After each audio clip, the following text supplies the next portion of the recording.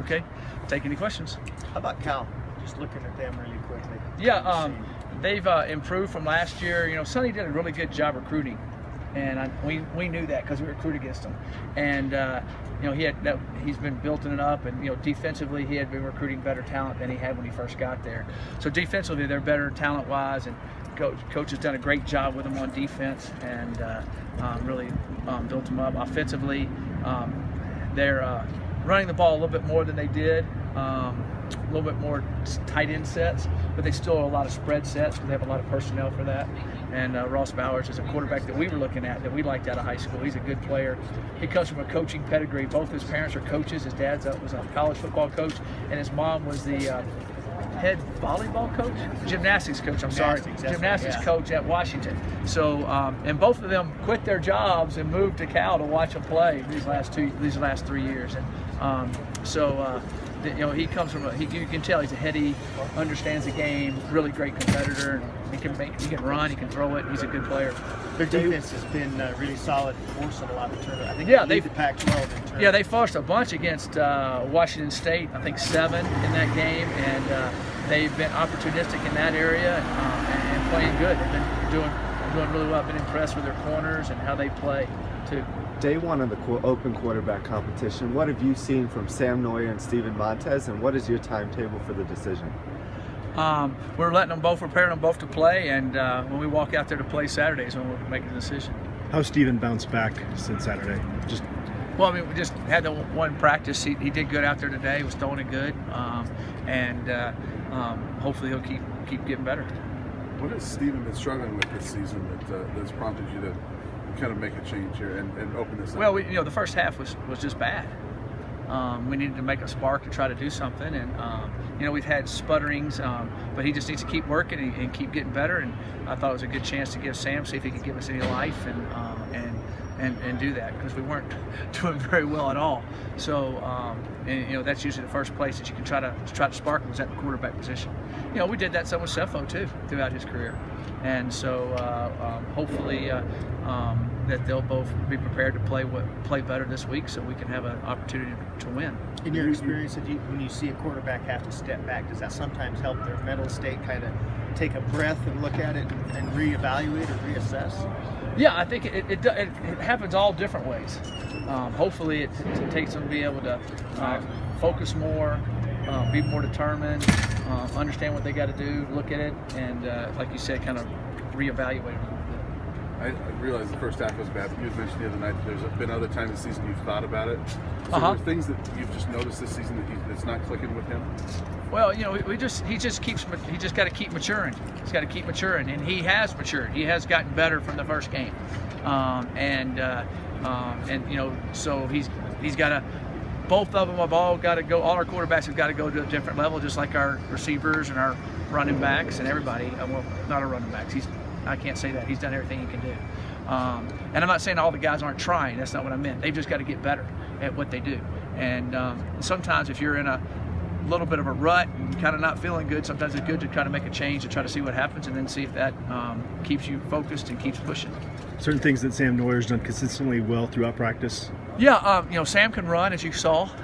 He has a good arm, and, you know, just getting him in there, getting some, quote, live reps was big, and he made some good plays and had some other ones he could have made. I think all of that gives him more experience to be better the next time he has a chance at it.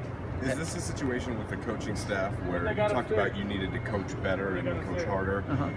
Is that a situation where you try and do things differently, or is it just kind of a keep grinding away and let's see if it sticks? No, I think you go and you look, you know, which we do all the time, and you just got to keep reevaluate, and then you look at, okay, what did Washington State do to us? Was it what we did, or was it what Washington State did, or is it a combination? And sometimes they might come out and do something, you go, wow, they had something on us, and so that's for us to figure out and look at. So that's what I mean. And then we got to be able to instill confidence in the players and make them more comfortable and be able to make more plays and that type of thing. So that's our part, putting them in the right place, you know, to make them. You know, we had the chance for 4 interceptions the other night and didn't catch any of them. You know, so the coaches put them in the right places. They got to make the catches. and they will. They'll end up making them. So one of the things I talked about coaching them more is we need to do more ball drills with the DBs. So that's one way of helping them coach them better. So we do them, but looks like we need to do more. You know, it's kind of like you shoot 3-pointers. You had to open 3-pointers, and you don't hit them. You need to shoot more 3-pointers. You might change instead of shooting. You might have hit all your foul shots. You don't want to lose your foul shots, but y'all kind of know what I mean. So a coaching thing we looked at was, okay, we need to do more ball drills with the DBs, and hopefully now instead of dropping 4, we might catch 2, you know, or catch 1. Or at least we're better, you know. On your DBs, did you like the way they played though overall? Yeah, they disguised well. I thought we had him guessing a little bit more than he had. We did a few things a little bit different. And for disguising, and I thought they did a good job with that. And we broke on the ball and made some plays. Just didn't come up with it. We would have come up with 4 of them.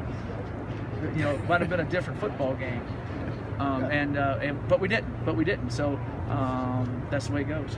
Trey and Dante both in there with Isaiah out. It looked like they kept on getting better. Yeah, they've you know, both of those young men have kept improving, and that's the first time Trey's been back since he got hurt. And I thought he went out there and had to get thrown in and competed hard, and I thought he did some good things. What's an update on Isaiah? He was doing okay today. I think he'll be able to play, but we'll see. Tim If hope he doesn't have any setbacks. What's that? Hope he doesn't have any setbacks. Tim Coleman went out as well. Still don't know yet on Tim. And then Derek and they're all right. Jonathan. Yeah, they're okay. Okay. So is Jonathan then back practicing at center this week? Huckins? Yeah.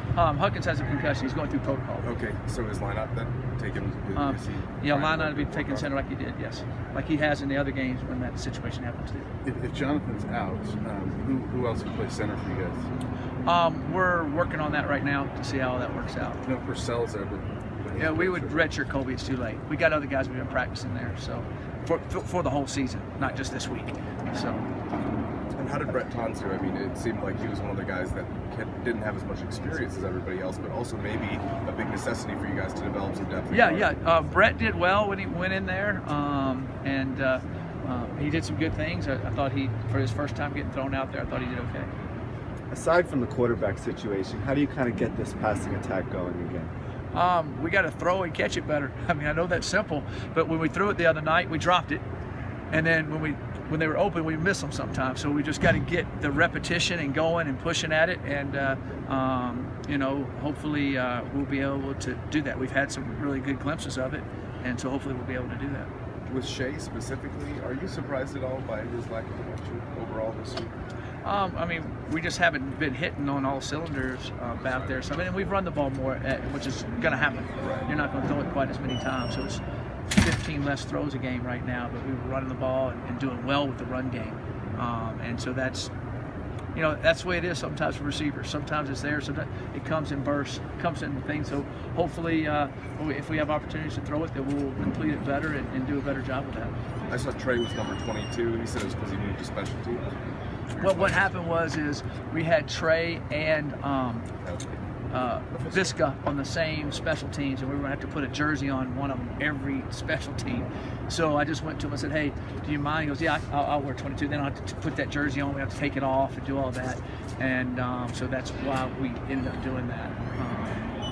That's what, you know, you do the double numbers because your kids want those certain numbers in their situations that come up. And it was great to see that they were both selfless enough to say, hey, I'll do it, work it that way, and it worked out fine. You know, we got it to the television, we got it to radio, we put his name, we were able to put the name on the back because we had the machine in the there, so I think it all worked out well. Is Kyle Trago switching numbers though? No, Kyle wasn't playing. Okay. So when Kyle comes back, we'll have to do some more stuff. So hope, you know, it's just, that's the way it is in modern football. Back when I played, you wear one number, that's what you wear. But everybody does it that way now, so I guess that's the way it is. When I saw Nick Saban doing it, I said, I guess everybody can do it. Because I thought he'd be the last one to do it. Thank you, Coach. All right, thanks.